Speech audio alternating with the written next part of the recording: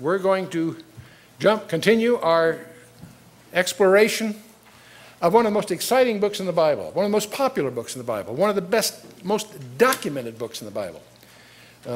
We know that Daniel wrote Daniel for lots of reasons. It has more archaeological support and other kinds of support than probably any other book in the Bible. More importantly, Jesus Christ personally endorsed it. Endorsed Daniel as a prophet, endorsed the book, in fact, quoted from it several times. He quoted mostly from Deuteronomy, but he quoted from a lot of these books, and Daniel he quoted from several key places, as we will explore as we get into the book a little further. Now we're in chapter 7. It's session 8 because we had extra session there on the Babylon thing, so the sessions don't equal chapters now. So we're session 8, but chapter 7. And this is probably the most comprehensive and detailed prophecy of future events found anywhere in the Old Testament. The most comprehensive and detailed summary of end-time events that you'll find in the Old Testament. And so you want to, in your mind, you should have Daniel 2 in your mind. That should have been a review from last time. We'll review it for you anyway. And then Revelation 13, 17, so forth, they'll all impact what we're going to be dealing with here. Now let's back up a little bit to really get the book in focus, because we have just crossed a barrier going from chapter 6 to chapter 7.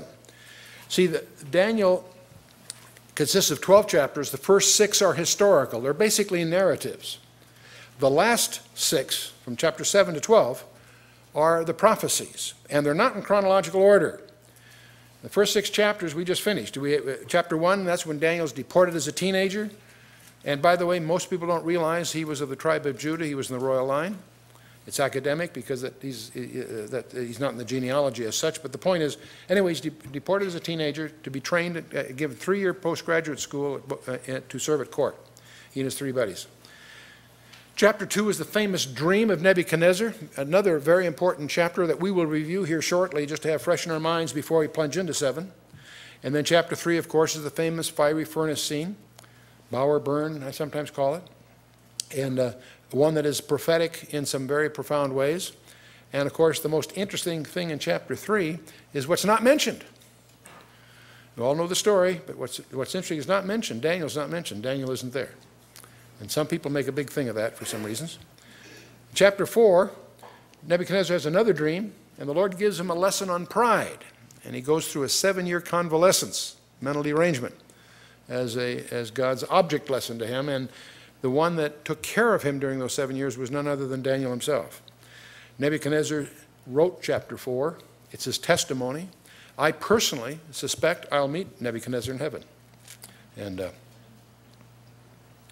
so I'm reminded of someone who challenged that. You know, what if he's not in heaven? I says, well, then you'll meet him. Stop you. No, that's a paraphrase of a little Salvation Army girl that was confronted by, I think, Harry Emerson Fosdick, one of the great atheists on the street. And he challenged her, and you really believe in Jonah and so forth. And what about such and such? She says, I don't know, when I get to heaven, I'll ask him. She says, what if he's not in heaven? Then you ask him. See, she really nailed him. So, anyway. Chapter 5 was the fall of Babylon, which of course is a very, very key thing in historical terms. It's also a key thing prophetically, because it also gave rise to an extra session that we inserted on Babylon future. And then we took the interesting event of Daniel in the lion's den and used that as a departure to explore what the Magi really are all about. Now, one of the points that you want to keep in mind, it's more important than may seem on the surface. The first, of the first 7 chapters, chapters 2 through 7 are not in Hebrew. They're in Aramaic, which was the language in Babylon. It was the Gentile language of that day. So on the one hand, we're still in this will be the last chapter in the Aramaic portion of Daniel, even though it's not part of the first section is really the historical section, 1 through 6. And the visions are from chapter 7 through 12. Times the Gentiles, the ram and the he-goat in chapter 8. Chapter 9 is the most astonishing passage in the entire Bible. We'll focus probably 2 sessions on that. And then We'll also get a glimpse in chapter 10. Chapter 10 is really just an introduction to the final part of the book. But you get a glimpse of the dark side of the spirit world, a very strange one. And then 11 and 12 are well, chapter 11 mostly, from 5 through 35, is the years between the two testaments. We'll talk about that when we get there, of course. And then the consummation of all things in chapter 12, which Jesus quotes from very, very significantly. But the point is, these chapters are not in chronological order. Chapters 1, 2, 3, and 4 were pretty straightforward.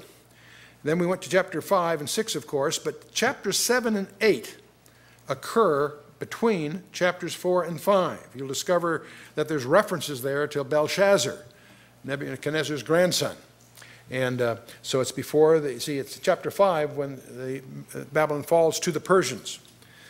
And chapter 9 and also 10 through 12 are subsequent. So this is the chronological order, and that can be confusing to many people. Looking at another way, we have the introduction to the king's dream, Bowerburn, in chapter 4, the ego trip of Nebuchadnezzar. It was after that, but before chapter 5, that the times of Gentiles chapter, the one we're looking at tonight, occurs. There'll be another chapter next time on the ram and the he-goat. Both of these occur prior to the fall of Babylon to the Persians, which occurs in chapter 5. See, understand, the first 6 chapters are in chronological order. The prophecies follow, but they're also in chronological order. See, after the plot of the Magi, which were the guys that were upset because Daniel was put in charge of this hereditary priesthood called the Magi. But it's after that event, the lion's den thing, that Daniel gets treated by Gabriel to the most astonishing passage in the entire Bible, and the one that Jesus points his disciples to as the key to end-time prophecy. So we'll look at that, of course, and then there's the rest of the prophecy. So that's a way of looking at it. Again, you need to understand that there's certain chapters, 2 through 6 historically, and chapter 7 as a vision, are in Aramaic. Why are they in Aramaic? Because the focus, interestingly enough, is the Gentile world. The Bible generally talks about history, both past and future history, through the lens of Israel. Almost everything in the Bible is portrayed from the point of view of God's chosen people, and through whom the Messiah was brought forth. But there are a couple of exceptions, and chapter 2 and chapter 7 are among the most conspicuous of those exceptions, because we have in view not the history of Israel, the history of the world, the Gentile dominion. And so that makes it distinctive. And of course, tonight we are plunging into the last of those chapters, in some respects a climactic chapter, from a Gentile perspective.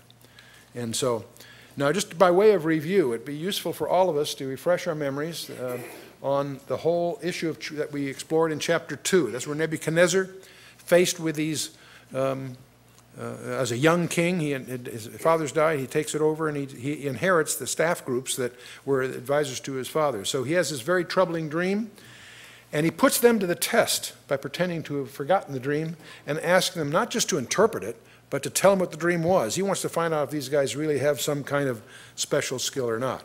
And the dream, of course, Daniel comes forth and describes the dream to him, which of course establishes his credibility, and then he interprets it for you in chapter 2. And the dream, of course, involved this metal image, a head of gold, arms and chest of silver, belly and thighs of brass, and legs and feet of iron. In fact, the feet are iron mixed with clay. You'd be tempted to assume there's 5 elements there. There's actually 4 with a variation of the 4th, and that'll become very clear as we get into chapter 7. And of course, the dream involved a stone cut without hands that struck it at the feet, and that stone grew to become a mountain that filled not just that region, but the entire world. Very strange dream. You can understand why Nebuchadnezzar was confused. Daniel interprets for him. He says, "You are the head of gold." What it turns out to be is a timeline of 4 great empires. Babylon, which is the empire extant at the time. And he points out that you're going to be succeeded by another, and in turn by another, and then finally another. And I'm going to call it Rome 1 and Rome 2, because most scholars recognize that this 4th empire does not get conquered by a succeeding empire. Babylon's conquered by the Persians, and that occurs about 539 BC. And the Persians are there for almost 2 centuries until Alexander the Great conquers the Persians. And the Greeks, and then he dies, and his four of his key generals divide up the empire. And we'll talk about that in great detail when we get to chapter 8 of Daniel and subsequently. But Greece, of course, is ultimately conquered by Rome. Who conquered Rome? The answer is no one. Rome fractionates into pieces. And those pieces will ultimately reassemble to be the final empire that God himself replaces with his own kingdom. And that's what this chapter is going to dramatize for us. Now, obviously, most of us are familiar with the early empires of Assyria and Egypt, and that preceded Babylon. But Daniel's visions are during the Babylonian Empire, a city that is a pawn of Assyrian politics until the young king Nebuchadnezzar establishes its dominance, and it becomes the Babylonian Empire that we've been reviewing. And it gets, of course, conquered by the Persians.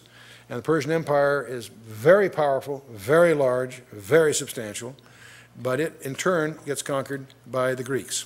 And when Alexander dies, the Greek Empire is divided among 4 of its key generals. Cassander takes the far west, Lysimachus takes that portion that you and I think of as Turkey, Seleucus takes the east, and Ptolemy the south. And the 2 gorillas on the block, so to speak, are Seleucus and Ptolemy, and they're constantly, their successive dynasties, half a dozen of them, fight over the turf between them, which of course is Israel. And it's interesting, the chronicle of that period is written in advance. You find books called the Silent Years, books that describe the history, but after the Old Testament, before the New Testament. They call those the silent years. Well, they're not silent at all. They're written in advance. We'll find them in Daniel chapter 11 when we get there, from verses 5 to 35. And they're so precise, so detailed, that critics have tried to argue that it had to be written later. It couldn't have been prophetic. That's a little embarrassing because they're part of the Tanakh, part of the Old Testament, which is translated into Greek 3 centuries before Christ's ministry. So there's an interesting apologetic involved there. But in any case, we'll get to that when the time comes. But the Roman Empire, of course, then succeeds all of this, and the western part of it starts to fractionate about 476 AD. The eastern leg survives an additional 1,000 years before it is run over by the Moors. But that's just by way of background that we reviewed when we were in chapter 2. It's important to have that in our minds as we jump into chapter 7, so I've indulged in a little bit of review here. So now we're in Daniel chapter 7. Which can be called by many names, the 4 visions that he sees come out of the sea and so forth. Daniel's going to see 4 bizarre creatures come out of the Great Sea. The Great Sea was a term for the Mediterranean, and all these empires, of course, are on the Mediterranean, interestingly enough. But the sea may be even more broadly symbolic than just geographic there. But in any case, the times of the Gentiles. And that phrase comes out of Luke 21:24, where we're told there that Jerusalem shall be trodden down of the Gentiles until the times of the Gentiles be fulfilled. Thus that phrase becomes a term of art in prophetic studies. The times of the Gentiles start with Nebuchadnezzar. That's when it's regarded as the Gentiles having dominion on the planet Earth. And it will continue until the final world leader, the Antichrist. Don't confuse the term, the times of the Gentiles, with a term that Paul uses for the fullness of the Gentiles, which is for the church. Because part of the period that we're in is God calling his out of the Gentiles. And that is a term Paul uses in Romans 11:25 of the church. Don't confuse the two. They're quite distinctive. Well, let's just jump in. Chapter 7, verse 1. In the first year of Belshazzar, king of Babylon, Daniel had a dream and visions of his head upon his bed, and he wrote the dream and told the sum of the matters. Now, you realize Nabonidus was the king of Babylon, and secular history for many, many years made fun of the book of Daniel because they had no record of a Belshazzar. Everybody knew that Nabonidus was the king of Babylon until the Persians conquered it. What they didn't know is Nabonidus wasn't there, didn't want to be there, hadn't been there for 14 years. He put his son in charge and went off to play games in northern Arabia with some other things he was doing. So Belshazzar was the operating king, and that's why he offers Daniel the third in the kingdom. Why? Because he's the second in the kingdom, even though he's king. He's there as a co-regent, in effect. Anyway, Belshazzar, the king of Babylon, in that first year of his, realize this is now before Daniel chapter 5. It's an insertion here. Daniel had a dream. This is in contrast to in dream and visions of his head, so up on his bed. Now, scholars make a big thing, what's a dream, what's a vision? Well, he's on his bed, and so he's got, part of this is like a dream state, part of it's an actual vision where he's conscious. I don't know how we're going to split hairs there, or it doesn't matter. I don't think so. Let's move on. But he had a dream and visions of his head upon his bed, and he wrote the dream. He obviously recognized this was important, so he jotted as much as he could down and told the sum of the matters. He was about 67 years old. That's going to be important to understand when we get to chapter 9, because the 70 years are starting to get near the end, and that's going to set the stage for some things that are coming. Nebuchadnezzar had died about 9 years earlier, so some time has gone by since all of that. And now, Daniel spake and said, I saw in my vision. If you're studying Daniel very carefully, this catches you by surprise, because up till now he spoke in the third person, like he would as a historian. But the visions he puts in the first person singular. And it's a very distinct shift in style. And it also emphasized these are visions given directly to Daniel. These are not dreams of Nebuchadnezzar that he's interpreting. There were two of those, chapter 2 and chapter 4. But no, he said, Daniel spake and said, I saw in my vision by night, and behold, the four winds of the heaven strove upon the great sea. Now, you can visualize this several ways. You can visualize this as literal winds blowing on the Mediterranean. The Great Sea was a term they used of the Mediterranean. On the other hand, this is a vision and heavens involved. The word winds in Hebrew is ruach. It's the same word you use for spirit. So four spirits are churning up the Great Sea. And the sea in Revelation and elsewhere is often used as an idiom for the mass of humanity. And so it's not going to change anything profoundly, but you can see that two different ways. You can see it in a literal sense of the Mediterranean, and you can also see it as an idiom of something more symbolic, broader, what have you. And four great beasts came up from the sea, diverse one from another. And clearly these are not aquatic creatures. These aren't some kind of animal out of the ocean. That'd be pretty obvious. So that means I don't think it's too important to regard the sea as the Mediterranean. I suspect the sea is simply the background, the fabric from which God brings up these creatures to communicate to Daniel. And they're diverse one from another. We're going to discover that these four beasts are four kingdoms. That'll be explained in the next few verses. Let's talk about these four beasts. Beast number 1, to keep them clear. See, in verse 17, they'll mention that the four beasts are four kingdoms. But the first was like a lion and had eagle's wings. And I beheld the wings thereof were plucked, and it was lifted up from the earth and made to stand on the feet as a man. And a man's heart was given to it. Now, I think most of us have seen, I meant to get a slide and put it in here, I didn't follow through with it. Most of you have seen pictures of the famous gates of Babylon, where you have winged lions as the artistic motif for Babylon. First was like a lion, had eagle's wings. So that happens to have, I wouldn't make too much of that, but in the British Museum you can see these things, a lion on the gates of Babylon, a winged lion on the gates. You'll also find references of this sort of thing all through Jeremiah, chapter 4, 48, all the way through it, and Ezekiel, and so forth. But there's something interesting here. He was made to stand up on his feet as a man, and a man's heart was given to it. My personal conjecture is that this could be an allusion to the fact that Nebuchadnezzar was saved. He was given a new heart. Because when you read chapter 4, I can make, I think, a good case from the scripture that he in fact was saved before he died under the tutorage, a very intimate relationship with Daniel. But, and that may be an allusion to that. There may be something more to that. Let's move on. Let's look at beast number 2.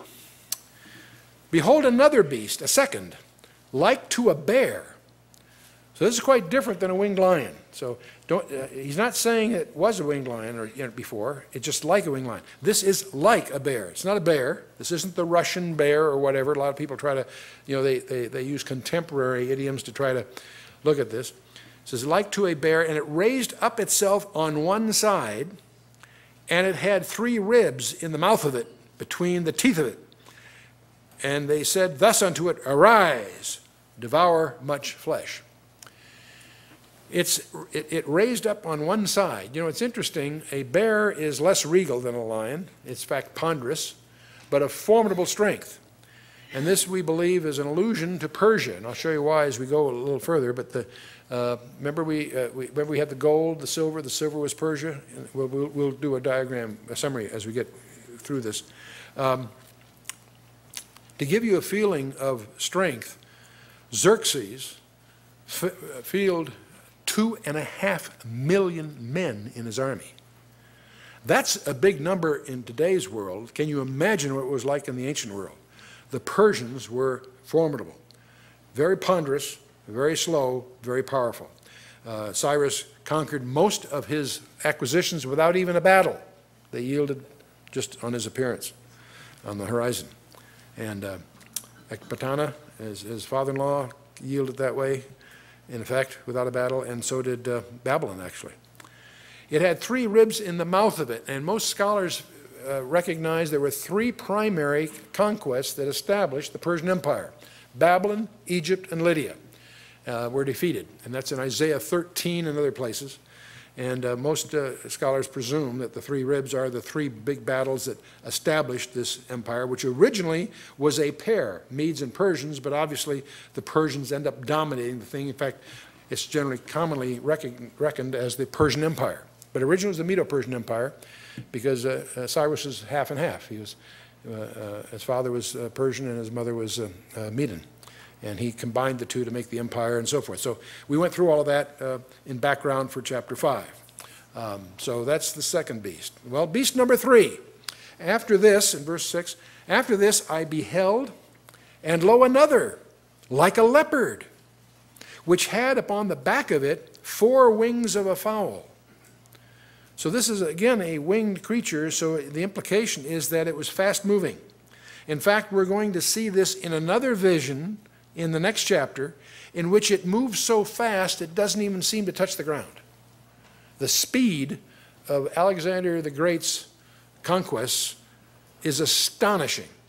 In just a few years, he conquered most of the known world. At the age of 29, he is said to have fallen on his bed crying because there are no more worlds left to conquer, all the way to India. And so that may be the 4 wings of a fowl may be descriptive of that. The beast also had 4 heads, and dominion was given to it. It's interesting, I didn't point it out earlier, but if you'll notice in each one of these verses, dominion is given to them. Now, we always visualize them conquering, and that's why they're strong. The biblical view is that they were given, in other words, God allowed them the dominion. And it's a theological point, but a fundamental one. And the beast also had 4 heads. Now, Alexander, when he completed his conquest, he dies at a very young age. And on his deathbed, at least the story goes, is that they asked him, to whom does the empire go? And he says, give it to the strong. That was guaranteed to have a little tension in the staff meetings. And so 4 of the top generals divide up the thing. We're going to study this at some length as we go. But let's just move on.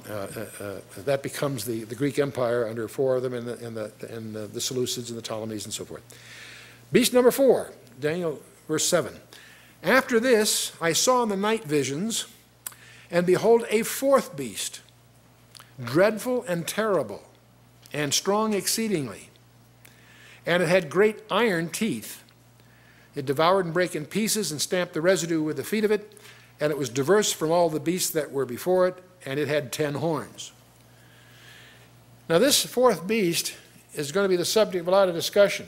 It's very interesting to me that as we get through this chapter, you'll discover that beast number 1, 2, and 3 was no problem for Daniel. He doesn't even ask many questions about it. This 4th beast, fortunately, he asks a lot of questions about it. And we're very grateful for that because this is the one we're interested in. Got a lot of personal interest here. It's also interesting that the previous three beasts, he at least used animals as sort of an idiom to talk about them. You know, a winged lion and a bear and whatever. He can't even come up with any kind of a relevant animal idiom here. He just calls it the great and terrible beast, the dreadful and terrible beast, strong exceedingly. It's interesting to me that it had iron teeth. That to me sounds like a linkage to the one in Daniel 2, and we'll take a look at that in a minute. It devoured and brake in pieces and stamped the residue with the feet of it. And it was diverse from all the beasts that were before it. Now you say, wait a minute, how was it diverse? All these guys that went before were conquerors, had armies, took what they could, and built their empire. How is this one any different? I'll tell you how it was different. It destroyed rather than take advantage of. You may recall Nebuchadnezzar, when he conquered Jerusalem. He picked the best young men to put them in graduate school, to learn from them. When he conquered a place, he tried to pick the values there to take advantage of. He took the best men and took them to graduate school. He's a very enlightened kind of guy in that respect. And when you get to the Persians, same thing. There were many Jewish leaders in the history of Persia. They amalgamated. They took advantage of the talent.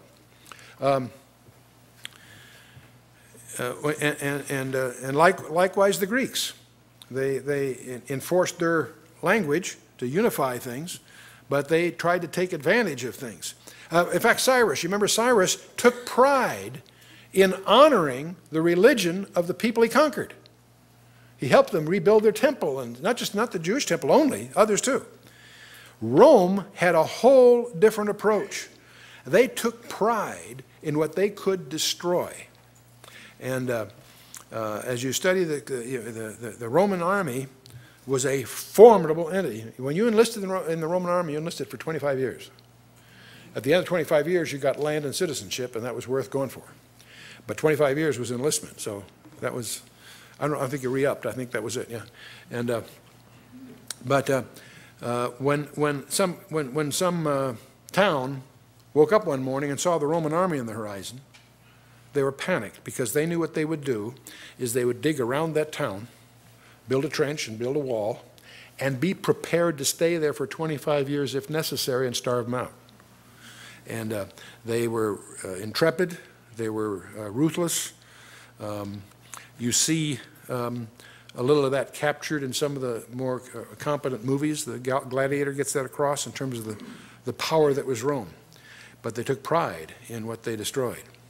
And so here we are. It was great and terrible, strong exceedingly, had great iron teeth. It devoured and brake in pieces and stamped the residue with the feet. They tried to wipe out those that were behind them. And it was diverse from all the beasts that were before it. And it had 10 horns. And we'll talk a lot about those 10 horns. And obviously, it's suggestive. Remember Nebuchadnezzar's dream?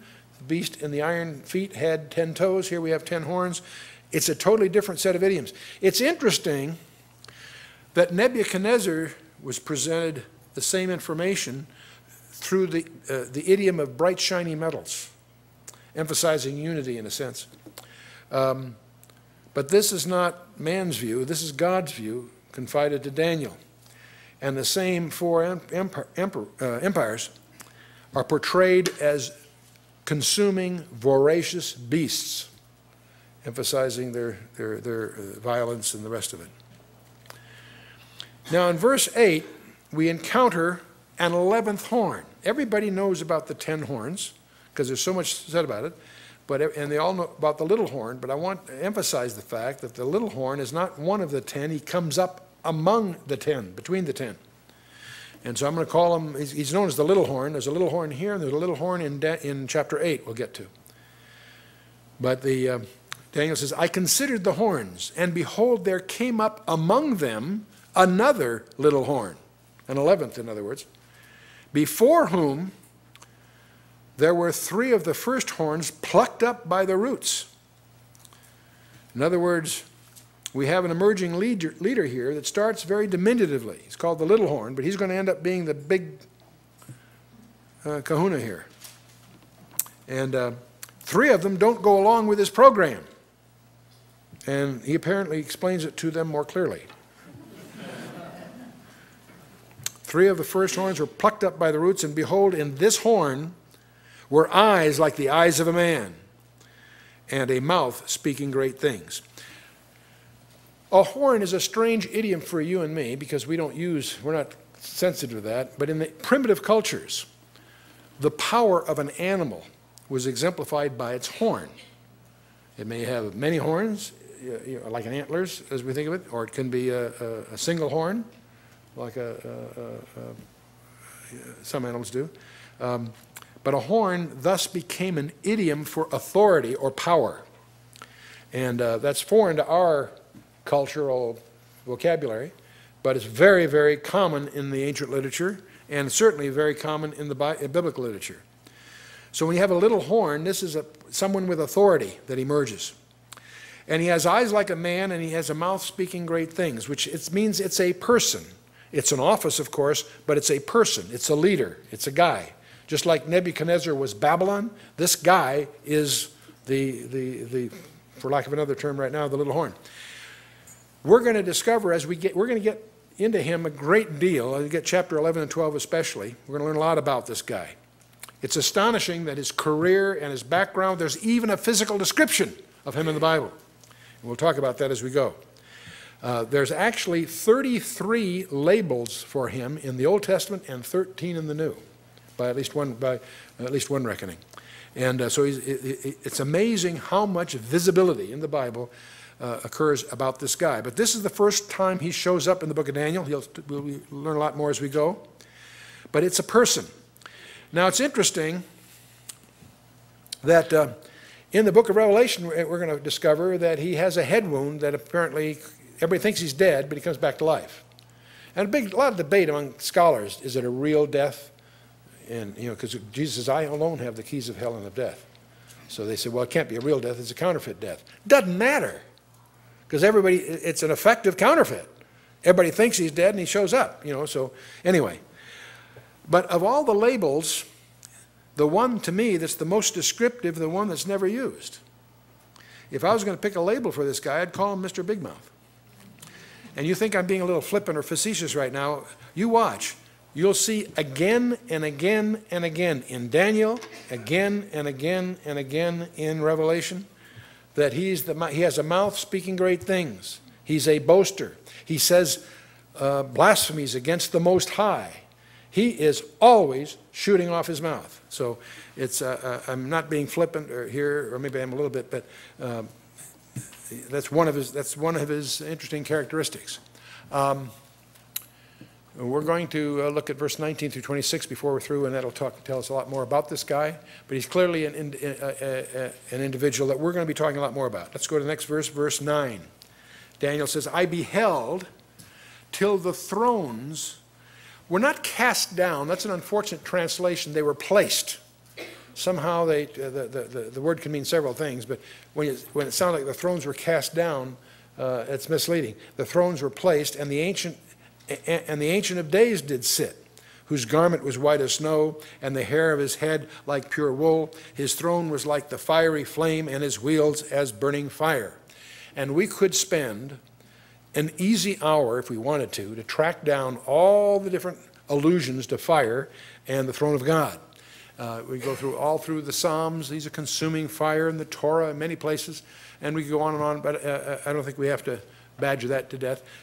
Also, fire is used as his judgment, and that's what's suggestive of the fire. Sodom and Gomorrah being an example. Nahab and Abidu in the Leviticus 10 and so forth. So if you've done any reading on Isaiah or Ezekiel, the throne associated with fire is a comfortable term. But it's interesting here, there is a subtlety in this verse that I find quite fascinating. I beheld till the thrones. The word is plural, all right? But then it goes on to talk about a specific throne, namely the one that the Ancient of Days. Who's the Ancient of Days? God, sure. And the Ancient of Days did sit, whose garment was white as snow, righteous and so forth. The hair of his head was like pure wool and so forth. Okay. But it's interesting. See, that's why I think the King James translators when the thrones were placed, they may have assumed that since it's plural, it was talking about the thrones of the previous verses, that they were cast down, and now we're talking about the throne of God. But that's not what the grammar says. I beheld that the thrones were placed, and the Ancient of Days did sit, obviously on one of them. I think this is kind of interesting because there are 24 thrones that we know are there from Revelation chapter 1 and 4 and so forth. Why aren't they mentioned in the Old Testament? Can anyone tell me why the 24 thrones that the 24 elders sit on are clearly spelled out in Revelation, and they're alluded to here, but the 24 elders are not? And the answer to that little riddle is in Ephesians 3 and in Matthew 13. There is something that Jesus talked to his disciples about in Matthew 13 that was something he was revealing to them, something that was hidden since the foundation of the world, which means it's not in the Old Testament. Paul tells us in Ephesians 3 that it was his unique privilege to reveal something that was previously not revealed, not in the Old Testament. And that's the church. That's the church. When you do a careful study of the 24 elders, you'll find, I think, ample evidence that it's an allusion to the church. It's interesting that we have the thrones alluded to here, but the 24 elders are not visible. And it appears that that's a consistent policy in the design of the Scripture, that the mystery of the church, we're going to get into this when we get to Daniel 9. But in any case, it's just a hint here, but I think it's very profound. I beheld till the thrones were placed, and the Ancient of Days did sit, and he goes on and on, so that's fine. Okay, verse 10. A fiery stream issued and came forth from before him. Thousands ministered unto him, and 10,000 times 10,000 stood before him. The judgment was set, and the books were opened. Heavy stuff. Heavy stuff. And then we have, Daniel continues about the guy that I call Mr. Big Mouth. Daniel says, I beheld then, because of the voice of the great words which the horn spake, I beheld even till the beast was slain, and his body destroyed, and given to the burning flame. So Mr. Big Mouth is shooting off his mouth, but he's going to get his due. And he'll be thrown in the burning flame. We'll discover when you get to Revelation that he's thrown in the burning flame before the 1,000-year reign starts. At the end of the 1,000 years, he's still in there burning. Verse 12. As concerning the rest of the beasts, they had their dominion taken away, yet their lives were prolonged for a season and a time. And these three preceding beasts, if you will be relieved of their power by the little horn and so forth, by probably military conquest, I assume. But the fourth beast will be relieved of his power by not militarily, but by divine judgment. But the three that were relieved will be allowed to live for a time. And Joel talks about that. Matthew 25 deals with that. And Revelation 1, and we'll talk more about it before it's all over too. So the three that were put down will be in another form in the beast that replaces them. Now, meanwhile, let's look at the fourth beast. If we're right about its Rome obviously is on the rise. The four elements that the Greek Empire broke up into, Cassander, Lysimachus, Seleucus, and Ptolemy, one by one they fall to Rome. Cassander's kingdom in the far west falls first, 146 BC, then Lysimachus, 133, and then Seleucus in 64 BC, and finally Ptolemy in 31 BC. So God is setting up the New Testament period by having Rome, with its logistic controls and its administrative skill, set up the world to streamline it for the gospel to span out. It's interesting to realize how the Roman roads, the Roman communication, the Roman laws provided an environment for the gospel to spread throughout the world. And so he preceded that, of course, with a language being common throughout the world. The Greek language was an enforced language. So we have a common language. It wasn't Latin, it was Greek. And then a common administration. Verse 13, Daniel continues, I saw in the night visions, and behold, one like the Son of Man came with the clouds of heaven, and came to the Ancient of Days, and they brought him near before him. Who is the Son of Man? Jesus Christ. And it's interesting how he adopts this phrase in the New Testament for himself. He frequently refers to himself as the Son of Man. You know, and the reason that is so distinctive, because here you have the creator of the world incarnate as the Son of a Man. Astonishing. Probably the most incredible mystery, how he can be fully God and fully man at the same time. But in any case, he came with the clouds of heaven, came to the Ancient of Days, and they brought him near before him. And there was given him dominion and glory and a kingdom, that all people, nations, and languages should serve him. His dominion is an everlasting dominion, which shall not pass away, and his kingdom that which shall not be destroyed. All these other kingdoms that he's talked about were scheduled for destruction. The gold, the silver, the brass, the iron, or whichever idioms you want to use from Daniel 2 or 7, they have a terminus. This one does not. This shall never be destroyed.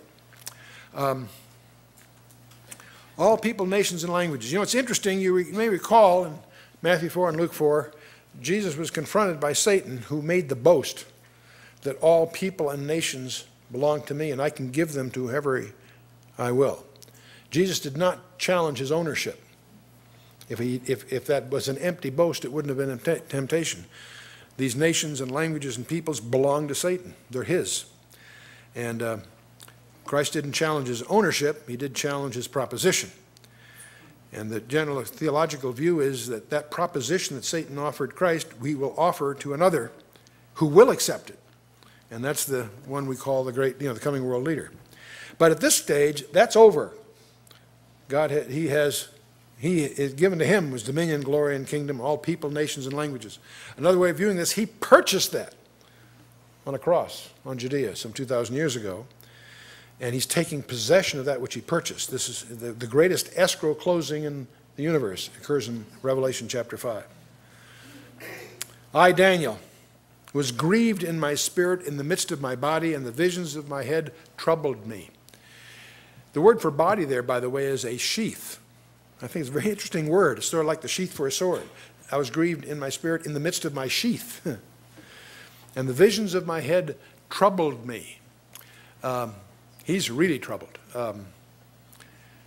Very disturbing stuff. He says, I came near unto one of them that stood by. Sounds like there's a gathering here of some kind. I came near unto one of them that stood by.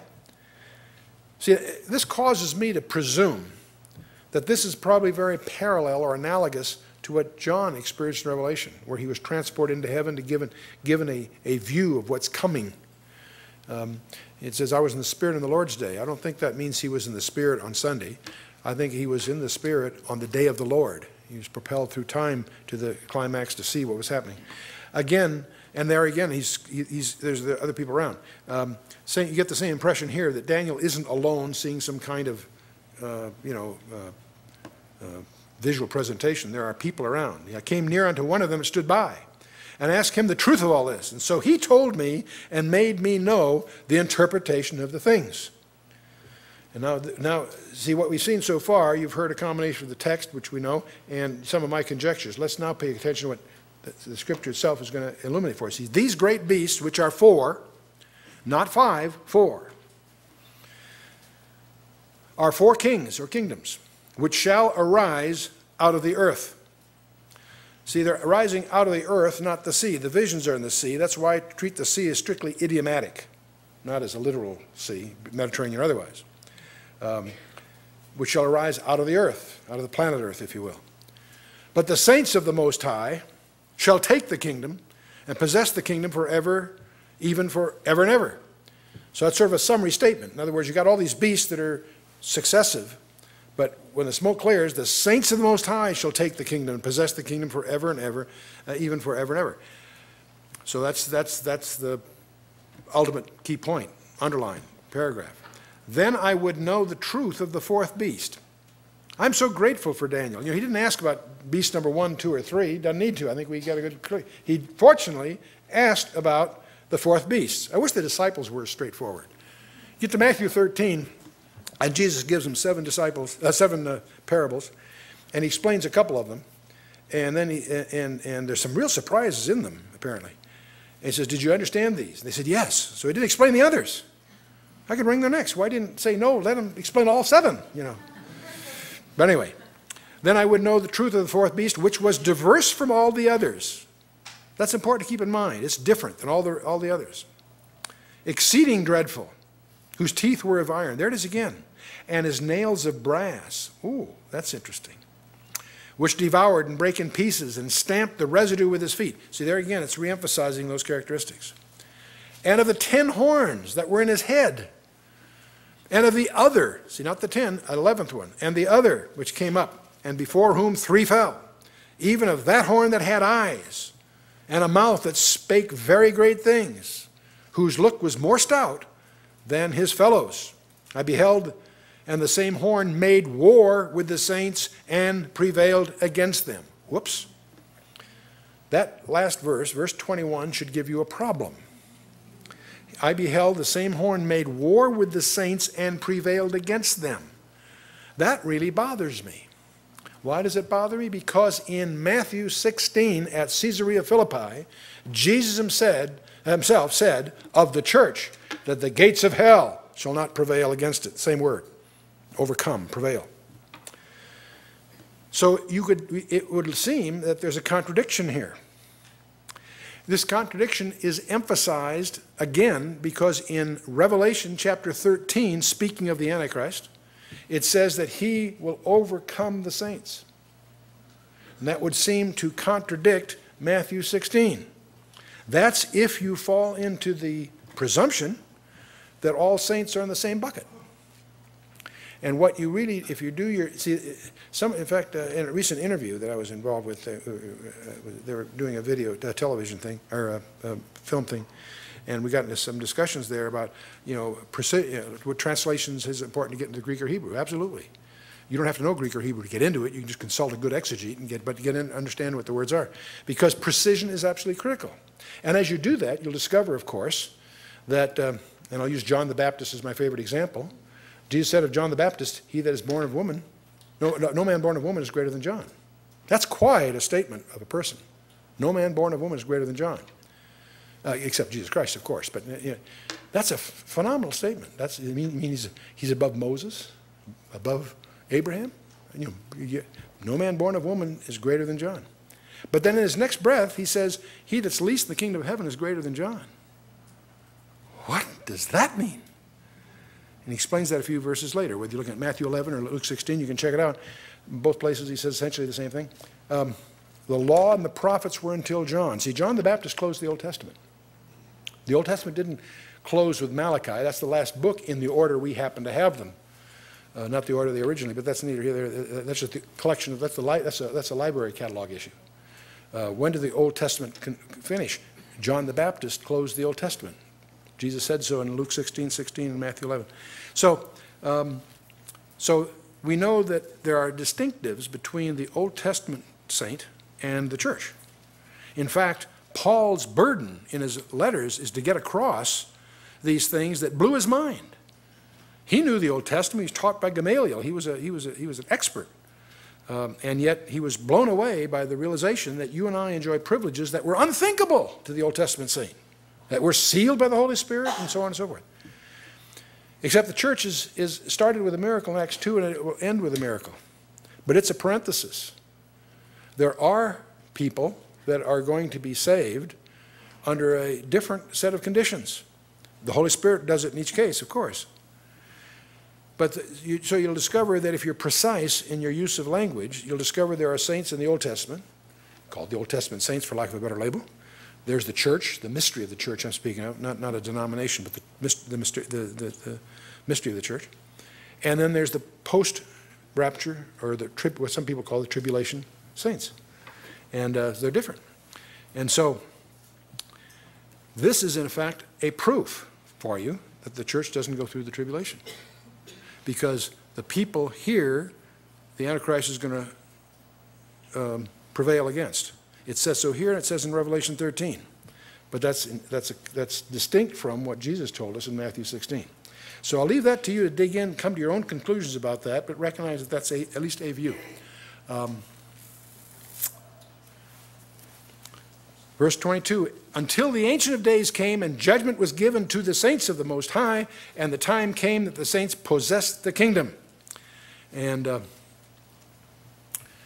they will, obviously the judgment is going to be by God, and Israel will no longer be under the rule of the little horn, which will have happened up till then. And obviously all the blessings to Israel that were covenanted by God in the Old Testament and confirmed in the New will finally devolve upon Israel. Verse 23, thus he said, and by the way, this interpreter for Daniel is explaining all this to him, starts a sentence here and finishes it a couple of verses later. What we're going to see is one big passage by him. Thus he said, the fourth beast shall be the fourth kingdom upon the earth, which shall be diverse from all kingdoms, and shall devour the whole earth, and shall tread it down and break it in pieces. This is not speaking of the Mediterranean world, I believe. I think this is a global issue. I don't believe this necessarily means it's all going to be peace and harmony around the world, because there's going to be, obviously, there's Armageddon, there's factions that are still fighting, but the point is there will be a global government. This is one, you can from secular logic pretty much convince yourself that there's no alternative. The proliferation of nuclear weapons imply the need for global supervision. Terrorism makes a mockery of borders. The economies of scale and technology now have evaporated so that small groups with modest capitalization can bring down the house. It used to be that the gunpowder revolution meant that the economies of scale and violence was in the hands of governments. That's what led to the large governments. But those days are over. The economies of scale are no longer the purview of governments alone. So it's going to be there's a global government coming, and of course global government implies global tyranny. They shall devour the whole earth and shall tread it down and break it in pieces. And the 10 horns out of this kingdom are 10 kings that shall arise. Many of us, me included, didn't take note of that phrase. When the European community became 10 nations, we all got excited. There's the 10. We didn't pay attention. No, the 10 come out of the combination. It's not 10 that come together. There's a combination out of which 10 will turn out to be dominant. There'll be 11 that'll take over, and the 3 and so forth. There are 10 kings that shall arise, and another shall arise after them.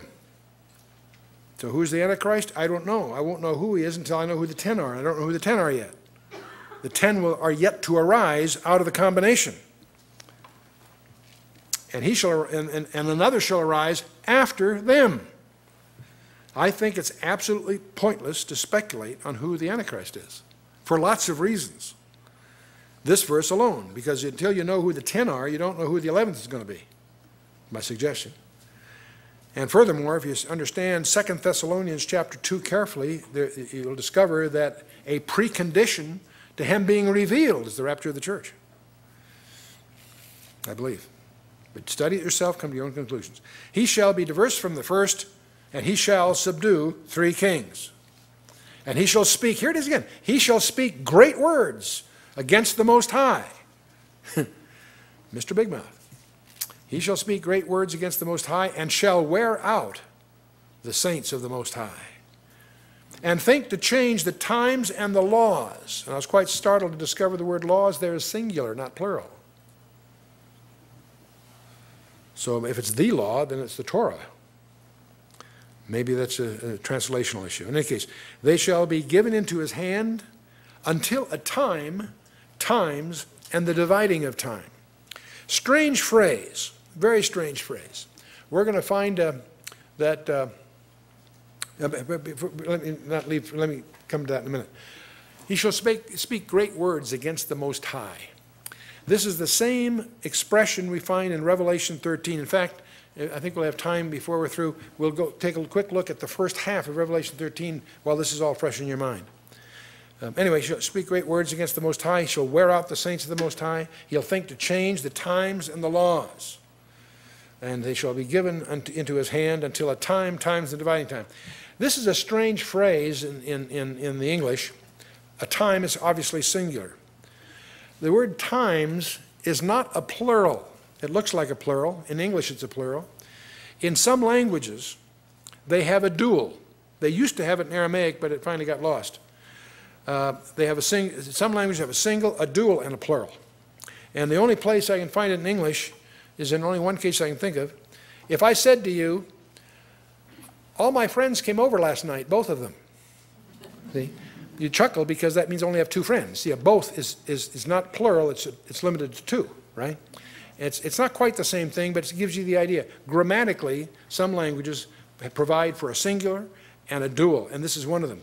Time and times and the dividing of time, or the splitting of time, the half a time. Time, times, and half a time. Times is a dual, lost in the Aramaic. So what we really have said here, time, singular, times, 2.5. This is a way of saying 3.5. It doesn't occur just here. It also occurs in Daniel chapter 12, verse 7. It occurs in Revelation chapter 12, verse 14. But that's not all. If that was all, we'd say, well, I think that's interesting. The Holy Spirit seems to have gone out of his way to nail this down as a literal period of time, because we also have in Daniel 9:27 and in 12:7 this period referring to 3.5 years. And we have in Revelation 11:2 and 13:5, twice in Revelation, the same period of time is called 42 months. And then also in Revelation 11:3 and Daniel 12:6, it's called 1,260 days. You can take 3.5 years. You can take half of 7-year period. That's 3.5 years. In fact, that's the last one. I think in Daniel 9, we'll discover it's very important. There's a week of years. There's a half a week of years, or 3.5 years, or it's 42 months, 1,260 days. The Holy Spirit did everything we put into nanoseconds for you. I think this is reemphasized and reemphasized, both Old and New Testament. This is the most documented interval of time in the entire history, in the entire Bible. And it's on a horizon. I'm not saying it's going to start next Tuesday, don't misunderstand me, but it's coming. And it's all the things it talks about are on the horizon. How distant is a matter of speculation, but this is a lot closer than most people have any idea. Time, times, and half a time. Strange phrase. But 3.5 years, 42 months, 1,260 days, take your pick. Let's go on, verse 26. But the judgment shall sit, and they shall take away his dominion, to consume and to destroy it unto the end. And the kingdom and dominion and the greatness of the kingdom under the whole heaven, not the whole earth, the whole heaven, shall be given to the people of the saints of the Most High, whose kingdom is an everlasting kingdom, and all dominions shall serve and obey him. Hitherto is the end of the matter.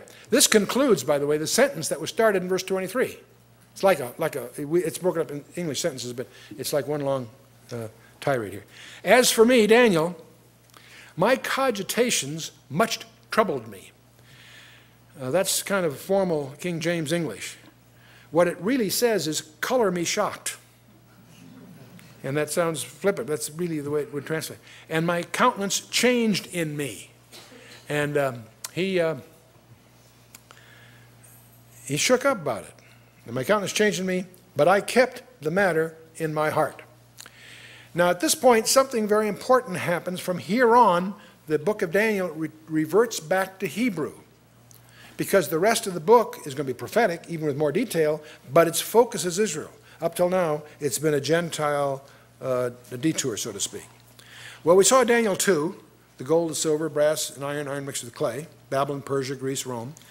Now in Daniel 7, of course, we had the winged lion, and we are understanding that is another allusion to Babylon. And the bear on one side would be descriptive of Persia, with the 3 main battles that established the Persian Empire. Greece, we had this winged leopard, which suggests speed again and so forth. We'll know more about that before it's all over. But then we have the strange guy at the end, the great and terrible beast. No animal considered descriptive. That apparently evolves into this second phase, the 10 heads phase. And so that's a strange perception, but it does seem to be borne out by this and some other passages we'll look at. Alexander's successors we talked about, Cassander, Lysimachus, Ptolemy, and Seleucus. We'll talk more about them next time. You want to read chapter 8 for next time of Daniel. Ptolemy, you'll notice, is the third of these four who took Egypt, Cyrene, and Arabia. It was during Ptolemy Philadelphus that the Old Testament, the entire Old Testament, was translated into Greek from the Hebrew. That was finished about 270 BC, about 3 centuries before the New Testament period. So, and Daniel was part of that. And Antiochus Epiphanes, who will be one of the Seleucid empires, we'll talk about him. He appears as a little horn. We'll see him in a double reference, if you will. We'll get into that next time. And we're in this period between the Persian Empire and Greek Empire. Next time we're going to be dealing with chapter 8, which is a very, very important prelude and deals with this strange event. Well, there's a Septuagint translation, but also the abomination of desolation takes place there, and we'll talk about that when we get to it. Christ refers to that historically as an event yet future, so it's going to happen again. And it's very important for us to understand. There are a lot of misconceptions about that. It's important for us to be very precise and very careful in trying to identify what that really is all about. And Rome, meanwhile, of course, is on the rise. It took Cassander's kingdom, Lysimachus. So the 4 elements of the Greek Empire sequentially fall to Rome. And then, of course, Rome emerges about 68 BC, and it grows, divides into 2 legs. And we will add as a supplement to this study a profile called Europa Rising. We'll include that in the package that's going to be compiled here, sort of like an appendix. But each segment that it breaks up into has this era, and we'll talk about that. But let's shift now before we finish. We have a little bit of time here. Let's take a look at Revelation 13, just the first half of it. Because this is John now, obviously, not Daniel, but it's John.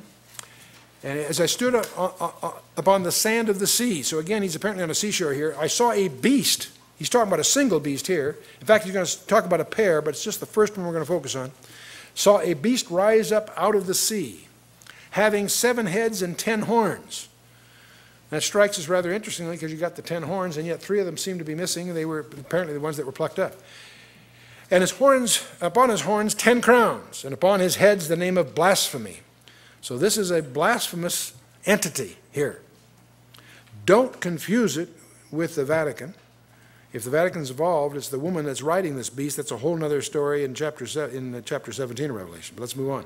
The beast which I saw was like unto a leopard, and his feet were as the feet of a bear, and his mouth as the mouth of a lion. And the dragon gave him his power and his seat and great authority. How interesting it is, we've got this leopard, the bear, and the lion. But they're backwards. You notice that? From the Daniel vision, they're backwards. See, assuming this is the 4th beast, there are 3 elements of the 3 preceding. He was like a leopard, and his feet like a bear, and his mouth is the mouth of a lion. They're backwards because he's looking backwards. See, the chronological sequence is one way, but he's there looking back, if you will. And I saw one of the heads, as it were, wounded to death. I saw one of his heads, as it were, wounded to death. And his deadly wound was healed. And all the world wondered after the beast. I'm intrigued with how many prophecy books are full of conjectures about was he really killed or is it just a fake? Doesn't matter. It says, as it were, wounded. Okay. The whole world, his deadly wound was healed. And so apparently that is a recognition mark of his. He has a head wound. The last verse in Zechariah 11 describes him physically. And he has one eye darkened and one arm withered. We presume, we don't know, we presume that may be an after effect of the wound that he was healed. He's alive, but he's got some impediments. And that may be the reason that people who identify with him take his mark on their wrist or on their forehead as a way of identifying with him. It's sort of like wearing an eye patch if you can identify with True Grit or Moshe Dayan or something. See? Okay. And they worshiped the dragon, which gave power unto the beast. Who is the dragon? Satan. He's identified unequivocally in the previous chapter, chapter 12, verse 9. They worship the dragon, that's Satan, which gave power to the beast. This beast is empowered by none other than Satan himself. And they worship the beast, saying, who is like unto the beast? Who is able to make war with him? He doesn't come to power by violence or warfare. He comes to power by making peace and arranging financing. But he becomes very militarily powerful, and then, of course, that shows up his true color. And there was given unto him a mouth, speaking great things. There it is again. And blasphemies. And power was given unto him to continue for 42 months, which is the same as 1,260 days, which is the same as 3.5 years. Do your own arithmetic. And he opened his mouth in blasphemy against God, to blaspheme his name and his tabernacle and them that dwell in heaven. That's interesting. I think you and I are in this verse, because this is post-rapture. This is after Revelation chapter 4. This is in Revelation 13. He opened his mouth in blasphemy against God, to blaspheme his name and his tabernacle, and guess who? Them that dwell in heaven. Oh, we'll be up there in the mezzanine cheering him on, yeah. And it was given unto him to make war with the saints and to overcome them. These are the tribulation saints. And power was given him over all kindreds and tongues and nations. Almost all. We're going to discover in Daniel 11 there is a segment of the planet Earth that eludes his grasp. It'll surprise you. It was given unto him to make war with the saints, to overcome them, and power was given unto him over all kindreds, tongues, and nations. That's the generalization. There is an exception that Daniel makes a note of in chapter 11.